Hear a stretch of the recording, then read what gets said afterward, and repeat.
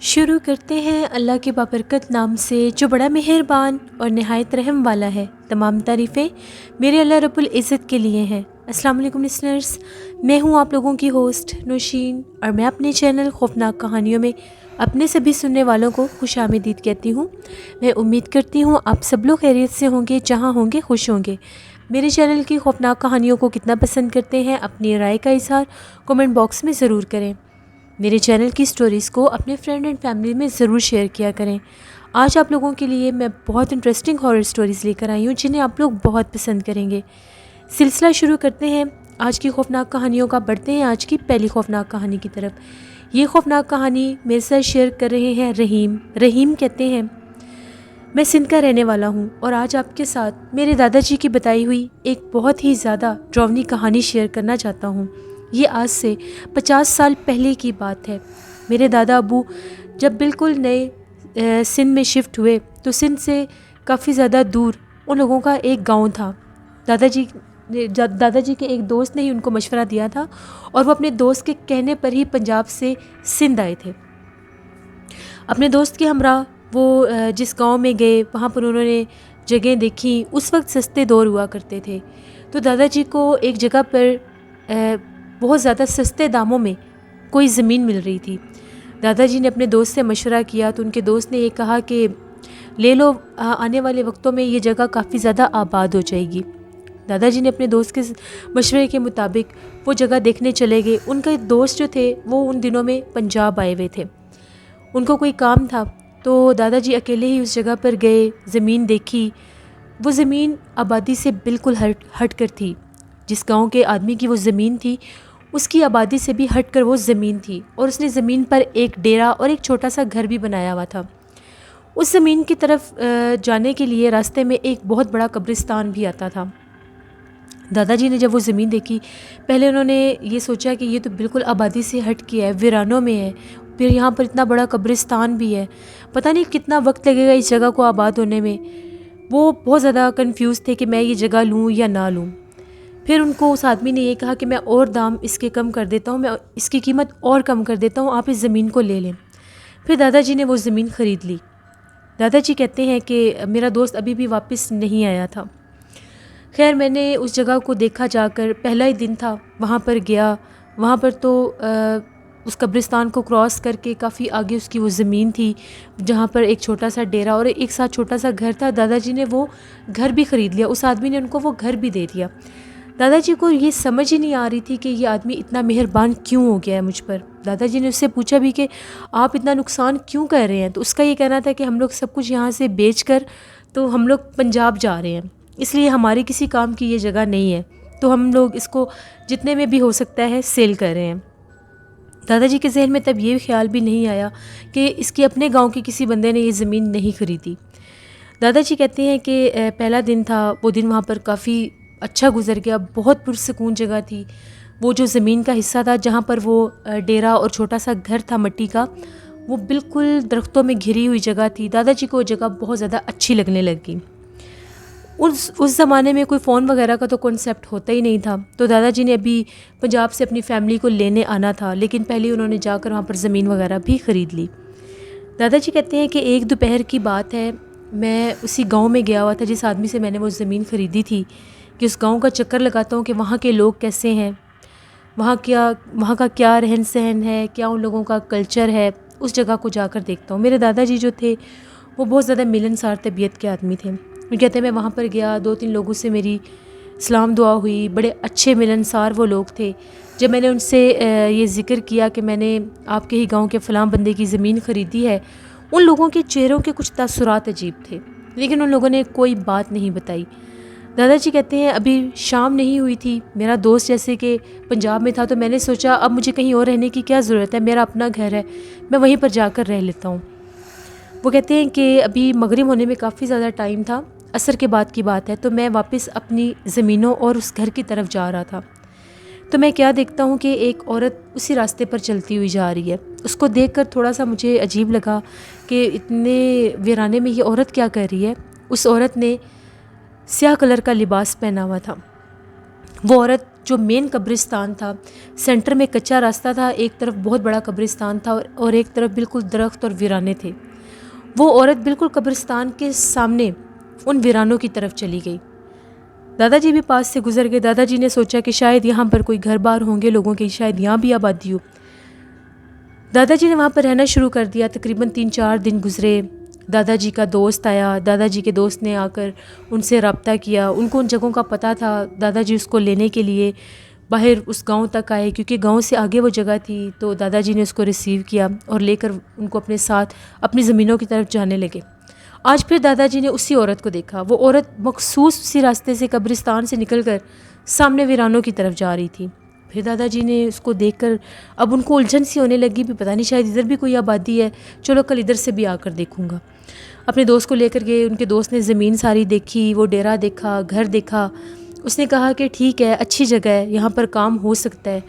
तो वो भी खुश हो गए। वो रात दादाजी के दोस्त उनके साथ ही रुके। अगले दिन दादाजी के साथ वो मिलकर दोनों दादाजी उनके अपने दोस्त के गांव में गए, वहाँ पर दिन गुजारा। आज शाम की मगरिब से पहले पहले दादाजी ने वापस अपने डेरे पर जाना था जो उन्होंने ज़मीन ली थी। दादाजी कहते हैं कि उस वक्त टांगे वगैरह ज़्यादातर चलते थे, तो वो बिल्कुल गांव की हदूद पर उतार देते थे। मैं पैदल चलता हुआ आ रहा था। अब जिस रास्ते से मैं गुजर रहा था वो कब्रिस्तान को क्रॉस करके जाना था। जहाँ मैं वो रोज़ उस औरत को देखता था, उस जगह पर इतनी ज़्यादा चमेली के फूलों की खुशबू थी, इतनी ज़्यादा चमेली के फूलों की खुशबू थी कि जैसे वो पूरी सड़क चमेली के फूलों से भरी हुई है। दादाजी गांव के आदमी थे, उनको पता था कि ये चमेली पर जिन्नात वगैरह होते हैं। उन्होंने आयतुल कुर्सी पढ़ना शुरू कर दी और बिल्कुल सीधी रोशनी में वो कहते हैं कि मैं अपने डेरे की तरफ चल पड़ा। मुझे बाकायदा महसूस हो रहा था कि मेरे साथ साथ कोई चल रहा है, लेकिन वो नज़र नहीं आ रहा था। कदमों की आहट, हल्की हल्की सी हंसी की आवाज़, अजीबो गरीब काम शुरू हो गया। हंसी की आवाज़ भी जैसे किसी औरत की थी, लेकिन ना कोई पीछे था ना कोई साइडों पर था। दादाजी ने भी यही सोचा हुआ था कि मैंने पीछे पलट कर नहीं देखना। दादाजी कहते जब मेरा डेरा शुरू हुआ, जैसे ही मेरा वो घर और डेरा शुरू हुआ, वो चमेली की खुशबू और वो जो हंसी की आवाज़ और आहट थी अब कदमों की, वो बंद हो गई। दादाजी आए, गांव के आदमी थे, वो डरते वगैरह नहीं थे बिल्कुल भी। कहते हैं मैंने रात गुजारी। अगली सुबह जब मैं जागा तो मैंने सोचा कि आज जल्दी निकल जाता हूँ, अपने दोस्त के गांव में जाऊँगा, वहीं पर दिन गुजारूँगा, शाम को वापस आ जाऊँगा और फिर इसके बाद पंजाब जाकर अपनी फैमिली को भी यहाँ पर ले आऊँगा। काफ़ी दिन गुजार लिए हैं, ये जगह रहने के काबिल है। दादाजी कहते मैं निकला, तकरीबन सुबह 8 बजे का टाइम था, अपने डेरे से निकला तो एकदम मेरे दिल में ख्याल आया कि मैं जो इस तरफ एक औरत को जाते देखता हूँ, ज़रा पता करता हूँ कि इधर भी कोई आबादी है या नहीं। वो कहते हैं कि मैंने उन दरख्तों की तरफ, बिल्कुल जहाँ पर मैं उस औरत को देखता था, उस तरफ मैंने चलना शुरू कर दिया। चलते चलते बहुत ज़्यादा घने दरख्त और अजीबोगरीब सिलसिला था। जैसे ही वो कहते हैं कि मैं अंदर गया, दरख्तों के अंदर एक अजीब सी जगह बनी हुई थी। 2 दरख्त थे और वो बहुत ज़्यादा घने दरख्त थे और उनकी छाँव ऐसी थी जैसे बाकायदा कोई छत बना होता है। उसके नीचे एक कब्र थी। उस कब्र के पास से बेतहाशा चमेली के फूलों की खुशबू आ रही थी और वो कब्र जो थी वो काफ़ी ज़्यादा बड़ी कब्र लग रही थी। दादाजी ने जब कब्र को देखा, दादाजी खासे हैरान हुए कि ये कब्र किसकी है। दादाजी उसके पास जाने लगे तो एकदम बिल्ली के बोलने की आवाज़ आई। इधर उधर पलट कर देखा तो कोई बिल्ली नज़र नहीं आई। एकदम से कब्र की पिछली तरफ से एक काले रंग की बिल्ली निकली। उसकी आंखें बहुत ज़्यादा डरावनी थीं, बहुत बड़ी बड़ी आंखें थीं। दादाजी बताते थे हमें कि उसकी आंखें इस तरह से थीं जैसे उसकी आंखें बिल्कुल सफ़ेद कलर की हैं, उनमें और कोई रंग नहीं है। दादाजी इसको देख के थोड़ा सा डर गए। दादाजी कब्र के पास गए, वो बिल्ली उस जगह से हटी नहीं, मुसलसल बोलती रही। दादाजी वहाँ से वापस आ गए। उनका सर काफ़ी ज़्यादा भारी हो गया। इतनी तबीयत ख़राब हुई कि दोस्त की तरफ जाने के बजाय वापस अपने डेरे की तरफ चल पड़े। कोई दूर दूर तक आबादी का नामो निशान नहीं था। दादाजी कहते हैं कि अभी जैसे ही मैं आकर अपने घर में लेटा, अभी मुझे 5 मिनट भी नहीं गुजरे थे, किसी ने घर का दरवाज़ा खटखटाना शुरू कर दिया। उनको लगा शायद मेरा दोस्त होगा। उसको आवाज़ें देते हुए बाहर जाकर देखा, बाहर कोई भी नहीं था। फिर आकर लेट गए। अभी आकर बैठते ही थे, फिर कोई दरवाज़ा खटखटाना शुरू कर देता था। बड़े तंग आ गए। तकरीबन 10 से 15 दफ़ा दादाजी के साथ यही काम होता रहा। वो सुबह से लेकर ज़ोहर का टाइम हो गया, कोई बार बार दरवाज़ा खटखटाता था। वो इतने तंग आए, उन्होंने दरवाज़ा ही खोल दिया कि जो कोई भी है मेरे सामने आ जाएगा। जब उन्होंने दरवाज़ा खोला तो कोई भी नहीं आया। अब शाम हो गई, खाने पीने के लिए उनके दोस्त ने उनको काफ़ी ज़्यादा चीज़ें दी थी। वैसे भी वहाँ पर किचन बना हुआ था, तो वो दादाजी खुद ही बना लिया करते थे अपने लिए जो भी उनको खाना होता था। दादाजी कहते हैं जैसे ही मगरिब के बाद का टाइम हुआ, आज वो चमेली की खुशबू मेरे घर में भी आने लग गई। मैं बड़ा परेशान हुआ कि इतने दिनों से यहाँ पर रह रहा हूँ, 7-8 दिन हो गए हैं, आज तक यहाँ पर चमेली की खुशबू नहीं आई। अब चमेली की खुशबू आज मेरे घर के अंदर क्यों आ रही है, जबकि यहाँ पर तो चमेली के पौधे का नामो निशान भी नहीं है। इतनी खुशबू महकने लगी, इतनी खुशबू महकने लगी कि उनका वो दम घुटने लग गया, इतनी तेज़ खुशबू थी। दादाजी कहते हैं मैं उठा, बाहर निकला, लालटेन थी मेरे पास, उसको लेकर बाहर देखने लगा तो एकदम से क्या देखता हूँ, वही औरत जो मैं उस रास्ते पर जाता देखता था, वो आज बिल्कुल मेरे घर के पास खड़ी हुई थी, एक दरख्त के नीचे। कहते जब मैंने उस औरत को देखा मैं थोड़ा सा डर गया कि ये औरत कौन है और यहाँ पर क्या कर रही है। कहते मैंने दूर से पूछा कि कौन हो तुम और यहाँ पर क्या कर रही हो। वो कहते हैं जैसे मैंने उससे ये बात की वो दरख्त के पीछे चली गई। दादाजी कहते अब मैं और डर गया कि ये पता नहीं कौन है कौन नहीं। दादाजी कहते मैं वापस आ गया और मैंने अपने कमरे का दरवाज़ा बंद कर लिया। जैसे ही कहते हैं घर का दरवाज़ा बंद किया, वो कहते हैं मुझे तो अपने घर के बाहर से अजीबोगरीब रोने की आवाज़ें आने लग गई। इतनी खौफनाक आवाज़ें थी, दादाजी कहते हैं इतनी डरावनी आवाज़ें थी जैसे बाकायदा कोई बैन कर रहा है, वहाँ पर कोई रो रहा है। वो कहते हैं कि मैंने आयतुल कुर्सी पढ़ना शुरू कर दी, चमेली की खुशबू। जब कहते मैंने आयतुल कुर्सी ऊंची आवाज़ में पढ़ना शुरू की तो वो जो रोने की आवाज़ थी वो चीखों में बदल गई। ऐसा लग रहा था कि उसने चीखना शुरू कर दिया, बहुत उसकी डरावनी आवाज़ थी। वो कहते हैं कि ना मैं वहाँ से बाहर निकलने के काबिल था, ना मेरे से घर में रहा जा रहा था। अजीब माजरा वहाँ पर शुरू हो गया। सारी रात उस मखलूक ने दादाजी को डराया। कभी वो दरवाज़े खटखटाती थी, कभी ऐसा लगता था कि हवेली के चारों तरफ, उस घर के चारों तरफ जो घर था भाग रही है, कभी ऐसा लगता था रो रही है, कभी अजीबोगरीब कारनामे कर रही थी वो। सुबह दादाजी कहते जब फजर की अजान हुई इसकी आवाज़ें बंद हो। दादाजी ने यह सोचा कि फ़जर के टाइम ही यहाँ से निकल जाता हूँ, अपने दोस्त को जाकर सारा माजरा बताता हूँ। दादाजी कहते फ़जर का टाइम हुआ तो मैं घर से बाहर निकला तो बाहर अजीबोगरीब नज़ारा था। उसने ज़मीन इस तरह से खोदी हुई थी जैसे कोई कब्र है। बिल्कुल जिस दरख्त के नीचे वो खड़ी थी वहाँ पर बाकायदा कब्र का एक हिस्सा खुदा हुआ था। जब दादाजी ने वो देखा बहुत ज़्यादा डर गए। दादाजी ने वो घर बंद किया। वो कहते हैं मैंने वहाँ से भागना शुरू कर दिया, सवारी तो थी नहीं। कहते इतना भागा उस कच्ची सड़क पर, भागता भागता भागता कब्रिस्तान के पास पहुँच गया। कब्रिस्तान के सामने ही वो हिस्सा था जहाँ पर उस जंगल में वो कब्र थी जो दादाजी देख कर आए थे। दादाजी कहते हैं वहाँ पर जैसे मैं पहुँचा तो एकदम से इस तरह से महसूस होने लग गया जैसे बहुत ज़्यादा आंधी तूफ़ान शुरू हो गया। दरख्त ज़ोर ज़ोर से हिलने लग गए, काले बादल बन गए, एकदम से मौसम ख़राब हो गया। इतनी तेज़ धूप में एकदम से, वो सुबह का टाइम था, वो मौसम एकदम से ख़राब हो गया। दादाजी अब और डरने लगे कि पता नहीं मेरे साथ होगा क्या, मैंने कोई गलती कर दी है उस कब्र के पास जाके, जो भी था। अब वो बेचारे इस काबिल तो थे नहीं कि अपने दोस्त के गांव में जाते। उन्होंने उस गांव की तरफ भागना शुरू कर दिया जिस आदमी की उन्होंने ज़मीन ख़रीदी थी। उस गांव की तरफ वो कहते हैं मैं भागता भागता गया। रास्ते में कुछ लोग, अभी सुबह का टाइम होता है तो गांव के लोग जाग जाते हैं। मुझे एक बूढ़ा आदमी मिला। मैंने उसको रोका, उससे मदद मांगी। मैंने उसे ये कहा कि मेरी मदद करो, मैं बहुत ज़्यादा मुसीबत में हूँ। उसने ये कहा कि कौन है तो मैंने उसे सारी बात बताई। वो मुझे अपने साथ अपने घर ले गया, अपने घर ले गया। बहुत अच्छा बुज़ुर्ग इंसान था। मैंने उन्हें सारी बात बताई कि ये मेरे साथ हुआ है, इस तरह से मैंने ज़मीन ख़रीदी है, 7-8 दिन से यहाँ पर रह रहा हूँ। उस कब्र को देखने के बाद मेरे ये हाल हो गए हैं। उस आदमी ने ये कहा कि तुमने बहुत बड़ी गलती की है उस कब्र के पास जाने की। वो कब्र एक डाइन की कब्र थी। वो जो बुज़ुर्ग थे वो कहते थे उनकी जवानी की बात है कि उस गांव में एक चुड़ैल थी, जो चुड़ैल पूरे गांव को उसने बहुत ज़्यादा, पहले उसने काफ़ी ज़्यादा गांव ख़त्म किए थे। वो इंसानों को खाती थी, बच्चों को खाती थी, औरतों को मारती थी, जानवरों तक को खा जाती थी। तो फिर एक सैयद ने उसको मार के उसकी बाकायदा वहाँ पर कब्र बना दी गई थी और ये मना किया था कि कभी भी उस कब्र की तरफ कोई ना जाए।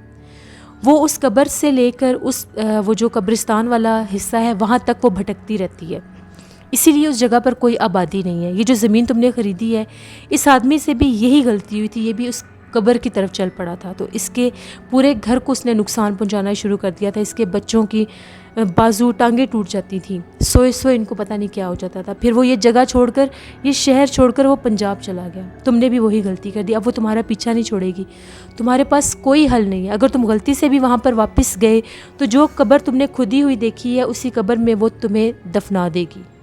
तुम्हें वो ज़िंदा छोड़ेगी ही नहीं। ये तो फजर का टाइम हुआ है, तो इस वक्त वो कैद हो जाती है, तो वो तुम्हें कुछ कह नहीं सकी, लेकिन मगरिब के बाद उसने तुम्हें आज नहीं छोड़ना था। जो चंबेली की खुशबू तुम्हारे घर के अंदर तक आ गई है, वो तुम्हारी आखिरी रात होनी थी। दादाजी बहुत ज़्यादा परेशान हो गए और उस आदमी से उन्होंने बहुत ज़्यादा उसका शुक्रिया कहा कि किस तरह से मैं फंस गया, मुझे धोखा मिल गया। अपने दोस्त को जाकर सारी बात बताई। उनके दोस्त को भी तब उस गांव के बारे में इतना ख़ास आइडिया नहीं था। फिर दादाजी ने कहा कि मेरा जो नुकसान होना था हो गया। उन्होंने वो ज़मीन भी छोड़ दी, वो सब कुछ छोड़ दिया, वो दोबारा पलट कर उस तरफ गए ही नहीं। उसके बाद दादाजी ने अपने दोस्त के साथ कारोबार शुरू किया नए सिरे से सारा, उनके जहाँ पर उनका गांव था वहाँ पर। फिर एक वक्त आया कि वो माशाल्लाह वहाँ पर कामयाब हो गए। फिर वक्त गुज़रता गया, उनके बच्चे भी बड़े होते गए, फिर हम लोग भी सिंध में शिफ्ट हो गए। ये मेरे दादाजी की स्टोरी थी। और जब वो ये स्टोरी सुनाते थे, उनके चेहरे के तसुरात ऐसे होते थे जैसे उनके सामने बाकायदा अभी भी वो सब हो रहा है। वो बताते थे कि बहुत डरावना वो मंज़र था जो अकेले वो सह गए। ये एक स्टोरी थी जो रहीम ने शेयर की। बहुत शुक्रिया रहीम आपका। बढ़ते हैं एक और ख़ौफनाक कहानी की तरफ। ये ख़ौफनाक कहानी सीमा सोहेल शेयर कर रही हैं। सीमा कहती हैं कि आज आपके साथ अपने घर की एक कहानी शेयर करना चाहती हूँ। मेरी जो 5वें नंबर वाली फुप्पो हैं, वो हम लोगों के घर में ही हम लोगों के ट्रिपल स्टोरी में घर हैं, तो वो ऊपर वाले पोर्शन में रहती हैं। और वो जो हम लोगों की फुप्पो हैं, वो हम लोगों की अपनी होकर भी हम लोगों की दुश्मन है, यानी हम लोगों के ऊपर वो काला जादू करवाती हैं। इस बात का हम लोगों को बखूबी आइडिया है। एक दफ़ा ऐसा हुआ, हम लोगों की फुप्पो हम लोगों के लिए खीर बना कर लाईं और आकर ये कहती है कि ये खीर मैंने स्पेशल तुम लोगों के लिए बनाई है। इस खीर में मैंने बहुत कुछ मिलाया है, ज़ाफ़रान, केसर, और बड़ी मज़े की खीर है, ये तुम सब लोग खा लो। हम लोगों ने वो खीर लेकर रख ली, लेकिन अम्मी ने ये कहा कि हम लोग ये खीर नहीं खाएंगे, कोई भी इस खीर को हाथ नहीं लगाएगा। मेरे भाई ने भी ये कहा कि हम लोग ये खीर नहीं खाएंगे, मुझे बिल्कुल भी यकीन नहीं है इन पर। अम्मी ने ये कहा कि फिर खीर को फेंकने से बेहतर है। हम लोगों के एक नेबर थी, आंटी थी, बहुत हम लोगों के अच्छे टर्म्स थे उन लोगों के साथ।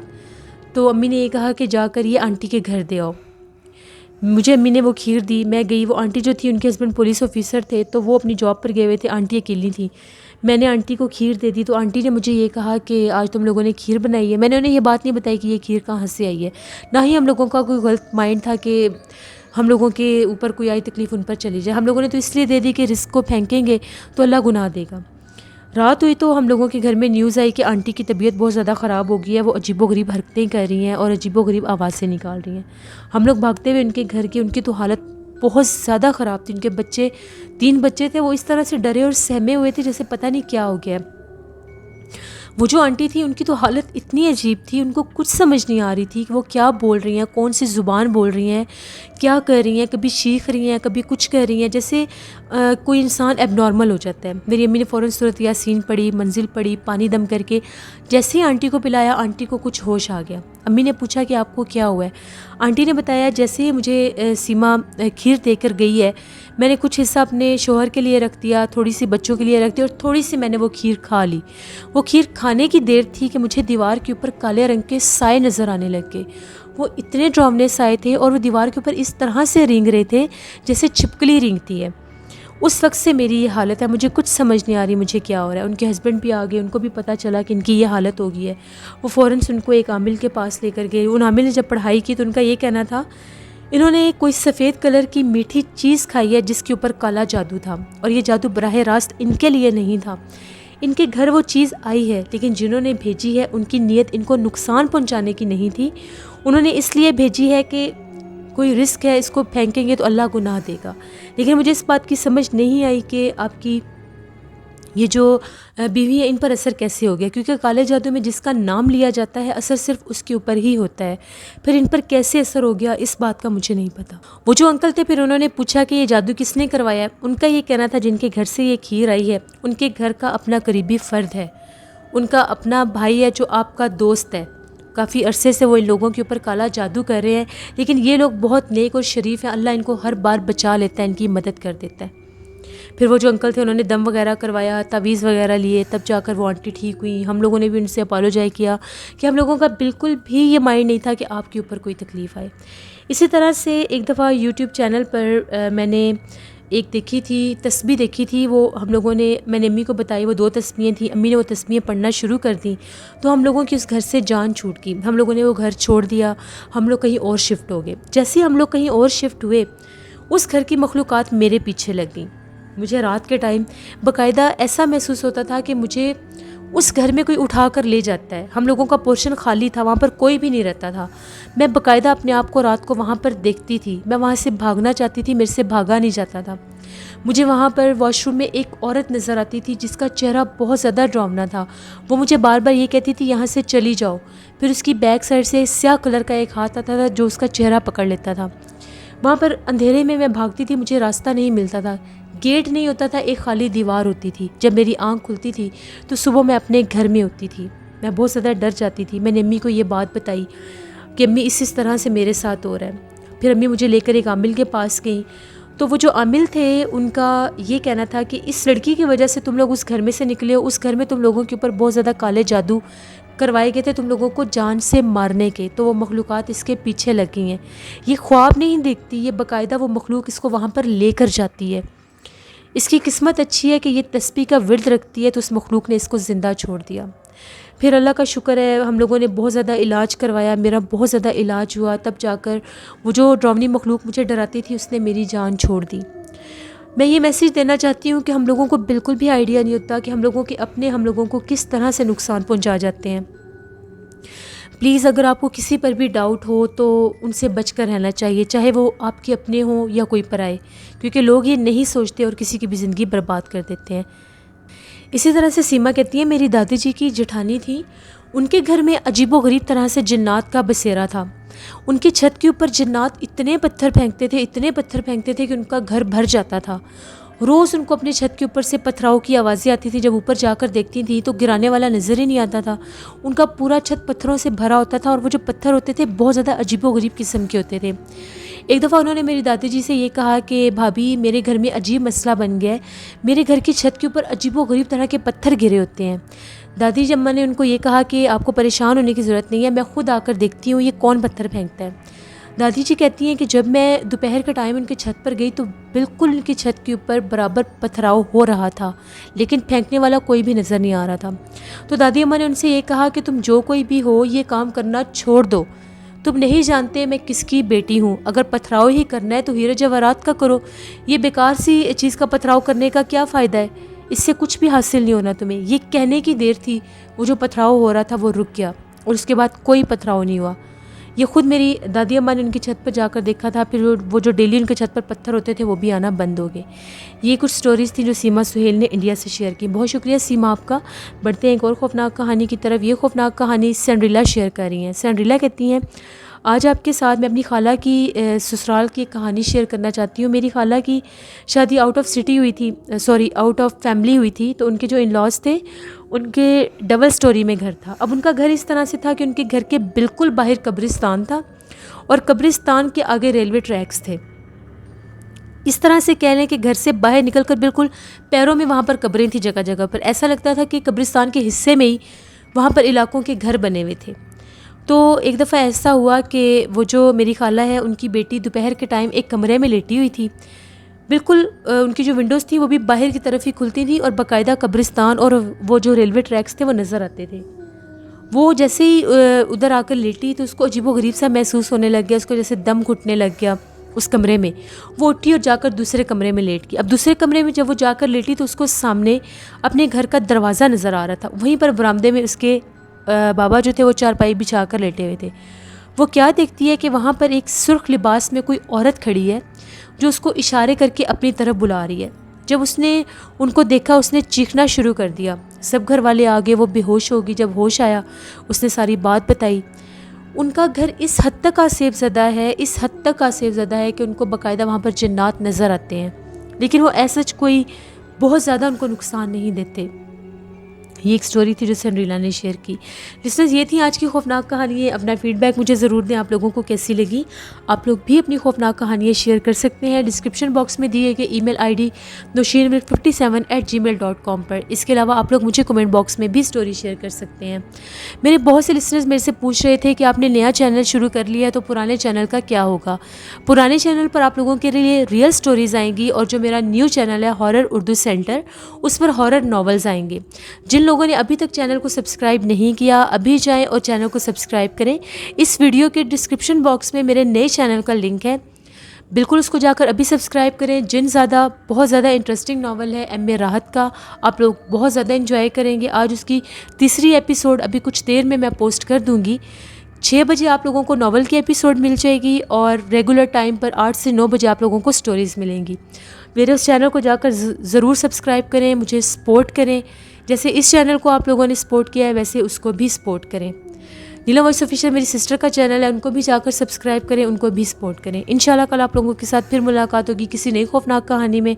अपना बहुत सा ख्याल रखिएगा, जहाँ रहें खुश रहें, अपनी ढेरों दुआ में मुझे ज़रूर याद रखिएगा। Thank you for watching, stay blessed, अल्लाह निगहबान।